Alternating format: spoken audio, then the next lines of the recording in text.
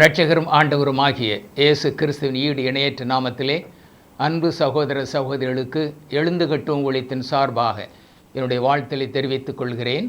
உங்களுக்கு சமாதானம் உண்டாவதாக. இன்று தேவ சமூகம் என்கிற தலைப்பிலே சில வேத வசனங்களை நாம் தியானிப்போம்.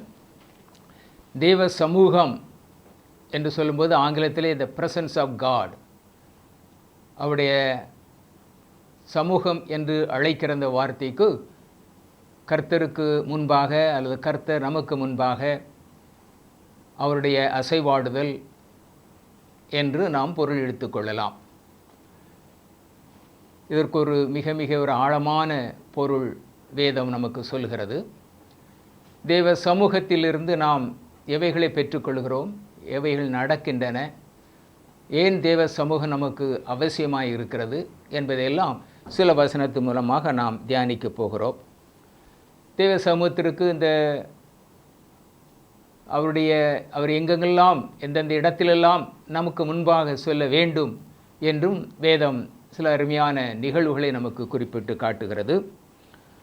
மோசே இஸ்ரவேல் ஜனங்களை வழிநடத்தி கொண்டு வரும்போது மோசே இந்த இஸ்ரவேல் ஜனங்களுக்கும் மோசேக்கு முன்பாக தேவ சமூகம் அவர்கள் வழிநடந்து வர உதவியாக இருந்தது என்று பல வசனத்தின் மூலமாக நாம் கற்றுக்கொள்ள முடிகிறது. மோசே கர்த்தரிடத்தில் சொல்லுகிறான், நீர் எங்களோடு வரவில்லை என்றால், நீர் எங்களுக்கு முன்பாக செல்லவில்லை என்றால், உம்முடைய சமூகம் எங்களுக்கு முன்னே செல்லவில்லை என்றால் நீர் எங்களை அனுப்பாதேயும் என்று சொல்லுகிறான். அதன் மூலமாக தேவ சமூகம் எவ்வளவு முக்கியமானது, தேவனுடைய பிரசன்னம், அவருடைய வழிநடத்துதல் எவ்வளவு முக்கியமானது என்பதை நாம் அறிந்து கொள்ள முடியும். நீர் எங்களோடு கூட வரவில்லை என்றால், எங்களுக்கு முன்பாக செல்லவில்லை என்றால் எங்களை அனுப்பாதேயும் என்று மிக உறுதியாய் கர்த்தரிடத்தில் அவன் சொல்லுகிறான். 1 நாளாகவும் 16:27 வாசிக்கும்போது, மகிமையும் கனமும் அவர் சமூகத்தில் இருக்கிறது, வல்லமையும் மகிழ்ச்சியும் அவர் ஸ்தலத்தில் இருக்கிறது. மகிமையும் கனமும் அவருடைய சமூகத்தில் இருக்கிறது என்று இந்த வார்த்தை நமக்கு தெளிவாய் சொல்லுகிறது. இன்னும் அவருடைய சமூகத்திலே பரிபூரண ஆனந்தம் இருக்கிறது என்றும் சங்கீதம் 16:11 சொல்லுகிறது. இந்த சங்கீதம் தாவீதால் எழுதப்பட்ட சங்கீதம். தாவீது சொல்லுகிறார் சங்கீதம் 16:11, ஜீவ மார்க்கத்தை எனக்கு தெரியப்படுத்துவீர், உம்முடைய சமூகத்தில் பரிபூர்ண ஆனந்தமும் உம்முடைய வலது பார்சத்தில் நித்திய பேரின்பமும் உண்டு என்று தேவ சமூகத்தை அதிகமாக உணர்ந்து அதை ஏற்றுக்கொண்டு அதில் உறுதியாய் நம்பியிருந்த தாவீது சொல்லுகிறார்.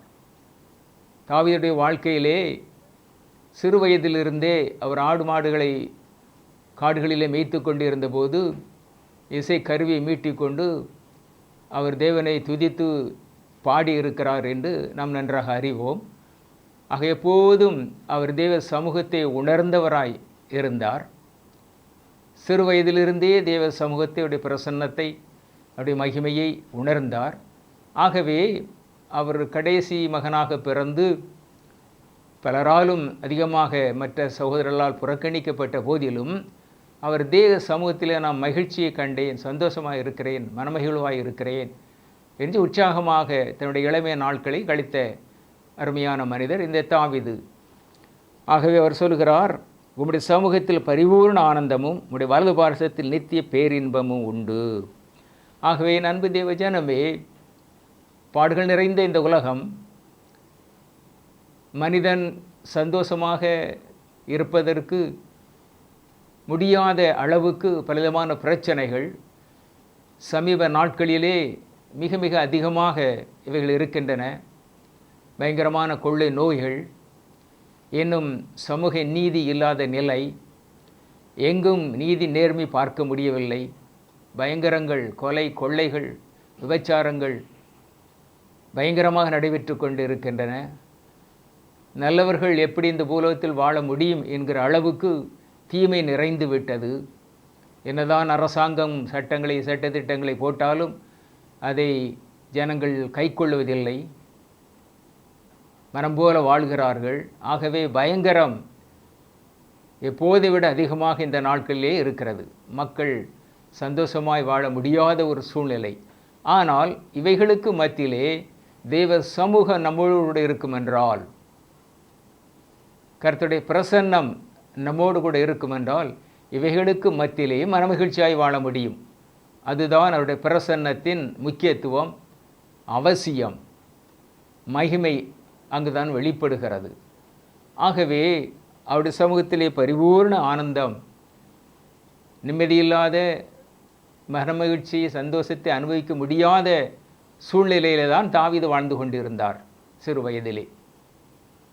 அவர் அரசனான போதும் கூட அவருக்கு ஏராளமான எதிரிகள், எப்பொழுதும் யுத்தம், பயங்கரமான யுத்த நாட்களிலே அவர் வாழ்நாள் பூரா அவள் கடிக்க வேண்டியதாக இருந்தது. ஆனால் அவர் சொல்லுகிறார், உம்முடைய சமூகம் எனக்கு ஆனந்தமாக இருக்கிறது, மனமகிழ்ச்சியை தருகிறது என்று சொல்கிறார். ஆகவே பாடுகளுக்கு மத்தியிலே, உபத்திரவங்களுக்கு மத்தியிலே, பயங்கரமான சூழ்நிலைகளுக்கு மத்தியிலேயும் நாம் கர்த்தருடைய சமூகம் நமக்கு முன்பு செல்லும் என்றால், அவருடைய பிரசன்னம் நம்மோடு கூட இருக்கும் என்றால், அவருடைய சமூகம் நம்மை வழிநடத்தும் என்றால், நாம் மனமகிழ்ச்சியாய் சந்தோஷமாய் வாழ முடியும். ஆகவே பரிபூர்ண ஆனந்தம் அவருடைய சமூகத்திலே உண்டு.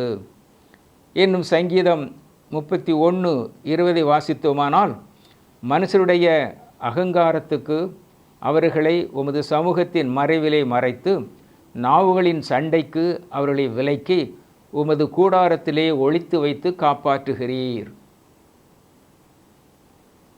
இந்த சங்கீதத்திலே தாவீது குறிப்பிடுகிறார், மனுஷருடைய அகங்காரத்துக்கு அவர்களை உமது சமூகத்தில் மறைவிலே மறைத்து, சண்டைக்கு அவர்களை விலக்கி உமது கூடாரத்திலே ஒளித்து வைத்து காப்பாற்றுகிறீர். பாதுகாப்பு, தெய்வ சமூகத்திலே பாதுகாப்பு உண்டு என்று தாவீது குறிப்பிடுகிறார்.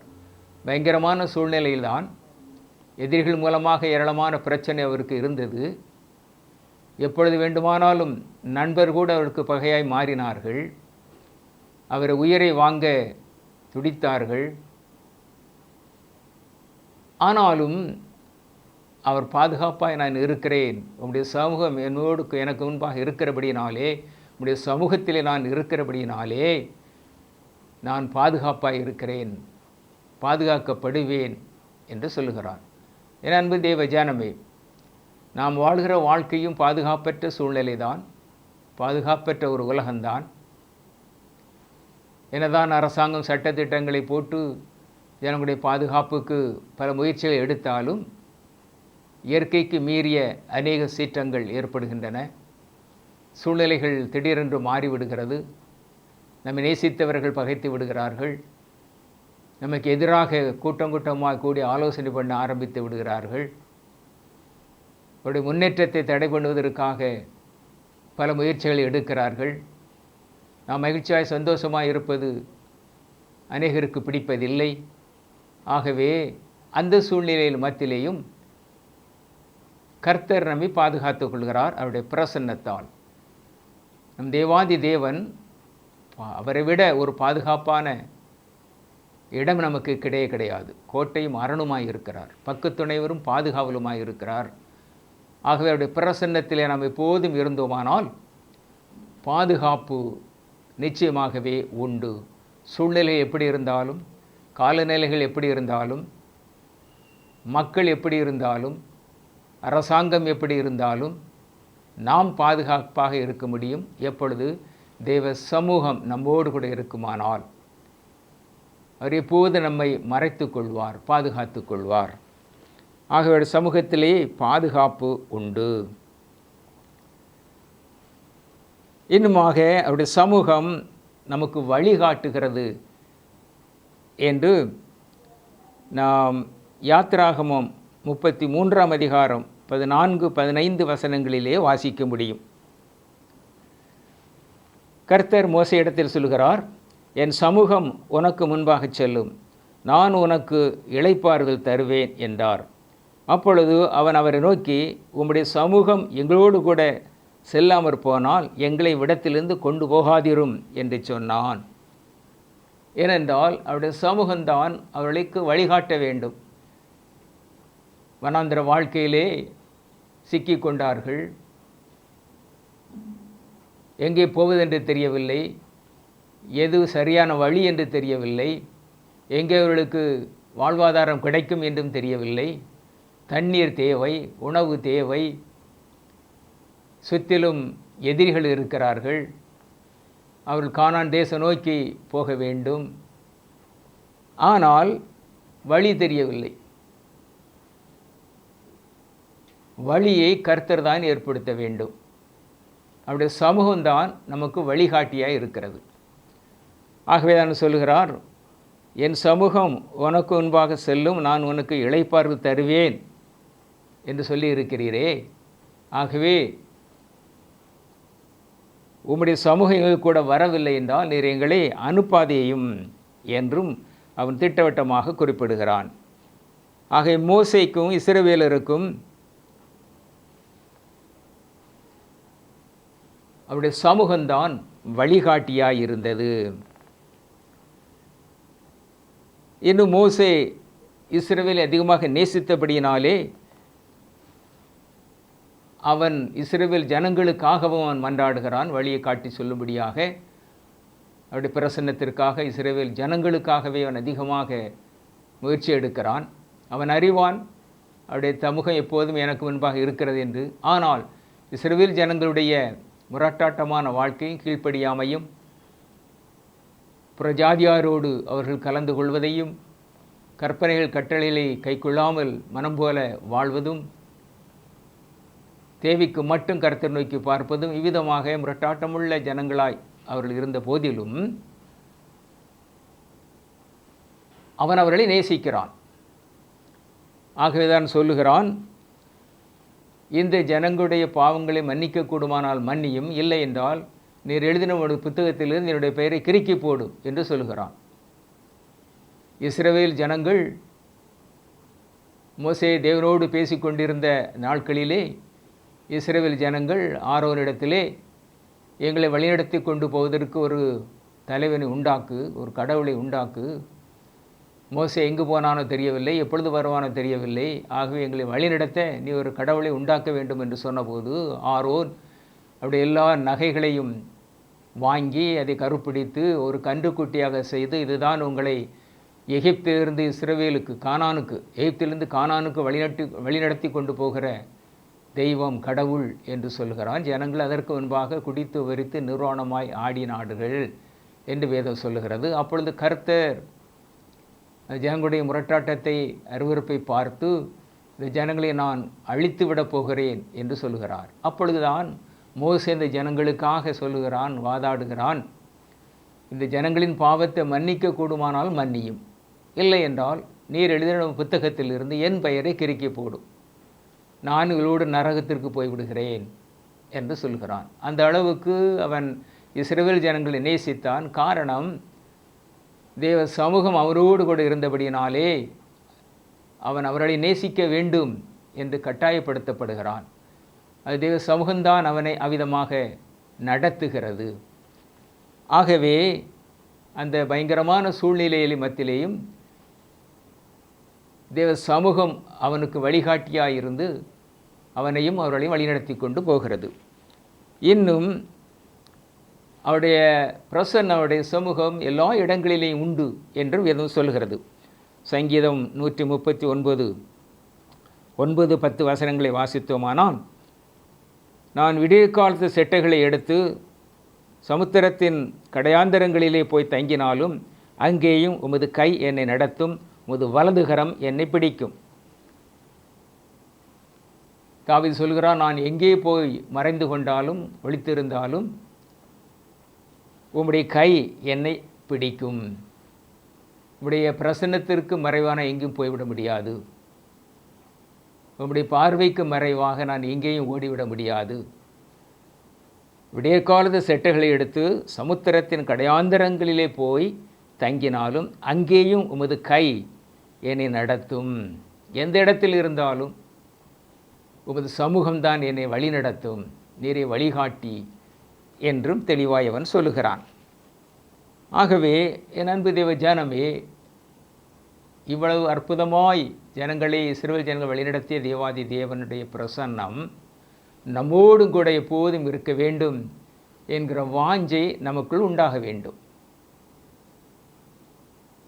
தேவ சமூகம் இல்லை என்றால், அவருடைய வழிநடத்தல் இல்லை என்றால், இந்த பூலகத்திலே நம்மால் ஒரு நிமிடம் கூட வாழ முடியாது. அவ்வளவு பயங்கரமாக இந்த உலகம் மாறிக்கொண்டு இருக்கிறது. அவருடைய சமூகம் எல்லா இடத்திலேயும் உண்டு என்று வேதம் சொல்லுகிறது. அவருடைய சமூகம் நம் நடுவிலே உண்டு. லேவியராகமம் 26:11-12 வாசித்தோமானால், உங்கள் நடுவில் என் வாசஸ்தலத்தை ஸ்தாபிப்பேன், என் ஆத்துமா உங்களை அரோசிப்பதில்லை, நான் உங்கள் நடுவிலே உலாவி உங்கள் தேவனாயிருப்பேன், நீங்கள் என் ஜனமாயிருப்பீர்கள். இஸ்ரவேல் ஜனங்களுக்கு இந்த வாக்குத்தத்தம் கொடுக்கப்படுகிறது. அது நமக்கும் கொடுக்கப்படுகிற வாக்குத்தத்தம் தான். அவர் என்ன சொல்லுகிறார்? நான் உங்கள் நடுவிலே உலாவி உங்கள் தேவனாயிருப்பேன், நீங்கள் என் ஜனங்களாயிருப்பீர்கள். ஆகவே நம் நடுவிலே தேவ பிரசன்னம் இருக்க வேண்டும். நம் நடுவிலே நான் உங்கள் தேவனாயிருப்பேன், உங்கள் நடுவில் உலாவி உங்கள் தேவனாயிருப்பேன், நீங்கள் என் ஜனமாயிருப்பீர்கள். அன்பு தேவ ஜனமே, நம் நடுவிலே எப்போது நாம் கூட்டமாக இருக்கும்போது, சபையாய் கூடி வரும்போது, பெரிய பெரிய கூட்டங்களாய் கூடும் போதும் நம் நடுவிலே அவருடைய பிரசன்னம் இருக்கிறது. நிச்சயமாக நம் நடுவில் அவருடைய பிரசன்னம் உண்டு. ஆகவே நாம் கலங்கி திகைக்க வேண்டிய அவசியம் இல்லை. எந்த சூழ்நிலையிலே எந்த இடத்துல இருந்தாலும், மிகப்பெரிய கூட்டத்தின் மத்தியில் நாம் இருந்தாலும் கூட அவருடைய சமூகம் நம்மோடு கூட இருக்கிறது. அவருடைய பிரசன்னம் நம்மோடு கூட இருக்கிறது. இன்னும் பார்த்தோமானால் நம்முடைய வீட்டிலேயும் அவருடைய பிரசன்னம் உண்டு. எரிகோ பட்டணத்திற்கு இயேசு கிறிஸ்து வருகிறார். அங்கு இயேசு கிறிஸ்து வருகிறார் என்று அவரை பார்க்கும்படியாய் பல நாட்களை ஆவலோடு காத்திருக்கிறான் சகேயு என்னும் ஒரு ஆயக்காரர். ஆயக்காரர் என்றால் வரி வசூலிக்கிறவர் என்று பொருள். இவர் ஆயக்காரர்களின் தலைவனாய் கூட இருக்கிறான். பல ஆயக்காரர்களுக்கு இவர் தலைவனாகவும் இருக்கிறான். ஜனங்கள் மத்தியிலே ஜனங்களிடமிருந்து அநியாயமாக பணத்தை வசூலிக்கிறான். வரி என்கிற பெயரிலே, அரசாங்கத்துக்கு செலுத்த வேண்டும் என்கிற பெயரிலே ஜனங்களிடமிருந்து வரியை வசூலிக்கிறான். நியாயமான முறையிலே நடந்து கொள்ளவில்லை. அதிகமான வரி வசூலித்து பாதியை அரசாங்கத்துக்கு செலுத்திவிட்டு பாதி அவன் வைத்துக் கொள்கிறான். மிகுந்த பண ஆசை உள்ள மனிதனாக இருக்கிறான் சகேயு. ஆனாலும் அவன் தேவ பிரசன்னத்தை உணர வேண்டும், பார்க்க வேண்டும் என்று வாஞ்சிக்கிறான். உள்ளான இருதயத்திலே தேவ பிரசன்னத்தை உணர வேண்டும், அவருடைய சமூகத்தை நான் நாட வேண்டும், அவர் நான் பார்க்க வேண்டும் என்கிற ஒரு வாஞ்சை இருக்கிறது. அந்த நாட்களில் அவன் இயேசு கிறிஸ்துவை குறித்து கேள்விப்படுகிறான். பெரிய அற்புதங்களை அவர் செய்கிறார் என்றும், ஏழைகளை நேசிக்கிறார் என்றும், ஜனங்களுக்கு நல்ல உபதேசத்தை கொடுக்கிறார் என்றும், அவரிடத்தில் போகிற எல்லோரும் சுகத்தை பெற்றுக்கொள்கிறார்கள், மகிழ்ச்சியை பெற்றுக்கொள்கிறார்கள், சமாதானத்தை பெற்றுக்கொள்கிறார்கள் என்றெல்லாம் அவன் கேள்விப்படுகிறான். ஆகவே அவன் அவரை பார்க்க ஆசைப்படுகிறான். அவருடைய பிரசன்னம் என்னோடு கூட இருக்க வேண்டும் என்று அவருடைய உள்மனம் வாஞ்சிக்கிறது. ஆகவே அவர் எரிகோ பட்டணத்திற்கு வருகிறார் என்பதை கேள்விப்பட்டு அவர் வரும் பாதையிலே இருக்கிற ஒரு காட்டு அத்தி மரத்திலே ஏறி அமர்ந்து கொள்கிறான். ஏனென்றால் அவன் உயரம் குறைந்த மனிதனாக இருந்தபடியினாலே ஜனக்கூட்டத்தின் மத்தியிலே அவரை பார்க்க முடியாது என்று கருதி மிக ஞானமாய் காட்டு அத்தி மரத்திலே ஏறி அமர்ந்து கொள்கிறான். இயேசு கிறிஸ்து அதன் வழியாகத்தான் வர வேண்டும். அங்கு அமர்ந்து கொள்கிறான். அவனுடைய வாஞ்சையை இயேசு கிறிஸ்து அறிந்து கொள்கிறார். அவருடைய விருப்பத்தை எல்லாம் அவர் அறிந்து கொள்கிறார். அவர் அவனை பார்த்ததில்லை. ஆனால் இப்படி சகே என்கிற ஒரு மனிதன் இருக்கிறான், அவன் என்னை காண வாஞ்சிக்கிறான், ஆசைப்படுகிறான் என்று அவருடைய உள் மனதின் ஏக்கத்தை அவர் அறிந்து காட்டு அத்திமரத்துக்கு அடியிலே வந்ததும் மேலே பார்த்து, சகைவே சீக்கிரமாக இறங்கி வா, நான் உன் வீட்டிலே தங்க வேண்டும் என்று சொல்லுகிறார். அவனுக்கு மிகுந்த ஆச்சரியம். வேக வேகமாக இறங்கி வருகிறான். இறங்கி இயேசு கிறிஸ்துவை அழைத்து கொண்டு வீட்டுக்கு நேராக போகிறான். ஜனக்கூட்டம் அவருக்கு பின்னாலே போகிறது. அப்பொழுது ஜனங்கள் சொல்லுகிறார்கள், இவன் யார் என்று தெரிந்தால் இவன் வீட்டுக்கு இயேசு கிறிஸ்து போக மாட்டார், பாவியான மனிதன் என்று ஜனங்கள் தங்கள் இதயத்திலே முறுமுறுத்துக் கொள்கிறார்கள், பேசிக்கொள்கிறார்கள். அதை அறிந்த இயேசு கிறிஸ்து அவனை இன்னும் சந்தோஷமாக அழைத்து கொண்டு போகும்போது அவன் சொல்லுகிறான், தானாக அவன் சொல்லிவிடுகிறான், நான் அநியாயமாக ஜனங்கமிருந்து வாங்கியிருந்தால் அதை நான் 4 மடங்கு திரும்ப கொடுத்து விடுகிறேன் என்று சொல்லுகிறான். பாருங்க, எவ்வளவு பாவ உணர்வு இயேசு கிறிஸ்துவின் பிரசன்னம் அவன் இருதயத்திலே உண்டாக்கி இருக்கிறது. 4 மடங்கு திருப்பி கொடுத்து விடுகிறேன், என்னுடைய சொத்திலே விற்று பாதியை ஏழை கொடுத்து விடுகிறேன் என்று தானாக முன் வந்து சொல்கிறான். அநேக ஜனங்கள் என்ன சொல்வார்கள் என்றால், சரி இதுவரை வாங்கினது தான், இனிமேல் வாங்க மாட்டேன், இனிமேல் நான் ஒழுங்காக நடந்து கொள்வேன் என்று தான் அநேக மக்கள் எண்ணுவார்கள். இதுவரை வாங்கினதை நான் கொடுக்க வேண்டும் என்று நினைப்பதில்லை, இனிமேல் நியாயமாய் நடந்து கொள்கிறேன் என்று சொல்லுகிறவர்கள் தான் அதிகம். ஆனால் அவனோ அநியாயமாக வாங்கியிருந்தால் 4 மடங்கு திரும்ப கொடுக்கிறேன் என்று சொல்லுகிறான். அப்பொழுது அவர் சொல்லுகிறார், இன்றைக்கு இந்த வீட்டுக்கு ரட்சிப்பு வந்தது, இவனும் ஆபிரகாமின் குமாரனாய் இருக்கிறானே என்று சொல்லுகிறார். ஆக இயேசு கிறிஸ்துவின் பிரசன்னம் அவனை ரட்சித்தது, அதோடு அவனை பரிசுத்தவானாய் மாற்றியது, ஆபிரகாமின் குமாரனாய் மாற்றியது. ஆபிரகாமின் குமாரன் என்று ஏன் சொல்கிறார் என்றால், ஆபிரகாம் விசுவாசிகளின் தகப்பன் என்று வேதம் சொல்கிறது. ஆக இவனும் விசுவாசத்துக்குள் வந்தபடியினாலே ஆபிரகாமின் சந்ததியாக மாறிவிடுகிறான். இவனும் ஆபிரகாமின் குமாரனாய் இருக்கிறானே என்று சொல்கிறார். ஆக இயேசு கிறிஸ்துவின் பிரசன்னம் அவன் வாழ்க்கையே மாற்றுகிறது, அவனை பரிசுத்தவானாய் மாற்றிவிடுகிறது. இன்னும் பார்த்தோமானால் அவருடைய பிரசன்னம் நமக்குள் இருக்கிறது என்பதை நாம் அறிந்து கொள்ள வேண்டும்.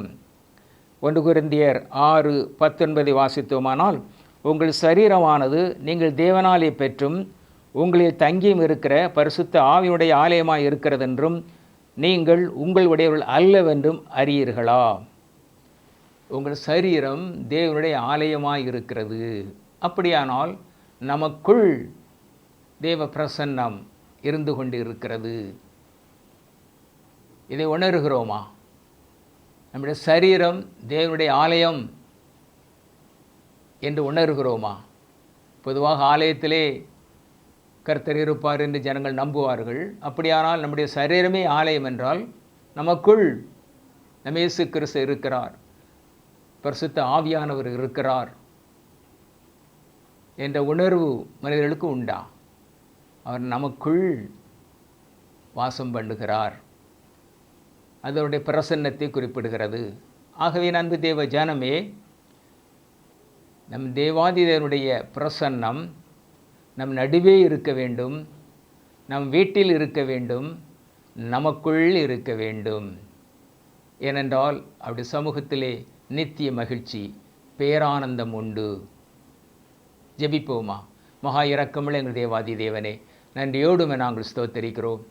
உம்முடைய சமூகத்தை நாங்கள் நாடுகிறோம் கர்த்தாவே, ஏக்கத்தோடு நாங்கள் அதை தேடுகிறோம் ராஜா. உம்முடைய சமூகம் எப்போதும் எங்களுக்கு முன்பாக செல்ல வேண்டும். பயங்கரமான உலகத்திலே, பயங்கரமான மக்கள் மத்தியிலே வாழ்ந்து கொண்டு இருக்கிறோம். எங்கும் பிரச்சனை, பயங்கரங்கள் நடந்துவிட்டு கொண்டு இருக்கின்றன. ஆனாலும் நீர் எங்களோடு வாசம் செய்யும் போது, உம்முடைய பிரசன்னத்தை நாங்கள் உணரும் போது, அவை எல்லாவற்றையும் மேற்கொண்டு நாங்கள் சந்தோஷமாய் சமாதானத்தோடு அந்த போலத்தில் ஜீவிக்க எங்களால் முடியும். உம்முடைய பிரசன்னத்திலே நித்திய பேரின்பம் உண்டு, சமூகத்திலே நித்திய பேரின்பம் உண்டு, நித்திய ஆனந்தம் உண்டு, மனமகிழ்ச்சி உண்டு. உம்முடைய சமூகத்தை நான் உணர நீ கிருபையாக இறங்கி உதவி செய்யும். இந்த வார்த்தை கேட்கிற ஒவ்வொரு பிள்ளைகளும் இயேசு கிறிஸ்துவை இரட்சகராய் ஆண்டவராய் ஏற்று மனம் திரும்பி பரிசுத்த ஆவியால் நிரப்பப்பட்டு உம்முடைய சமூகத்தை எங்களோடு உணர்கிற, எங்கள் மத்தியிலே உணர்கிற, எங்கள் உள்ளத்திலே உணர்கிற, வீட்டிலே உணர்கிற இருதயத்தை எல்லா பிள்ளைகளின் கிருபையாய் கட்டளையிடுவீராக. எப்பொழுதும் உடைய சமூகம் எங்களோடு கூட இருப்பதாக. கிருபையாயும் இரக்கமாயிரும். வார்த்தையில் கேட்ட ஒவ்வொரு பிள்ளைகளும் தேவன் ஆசீர்வதியும். எங்கள் அருமை இரட்சகரும் மீட்பெருமாகிய இயேசு கிறிஸ்துவின் நாமத்தில் ஜெபிக்கிறோம் எங்கள் நல்ல பிதாவே. ஆமேன், ஆமேன். கர்த்தர் உங்களை ஆசீர்வதிப்பாராக.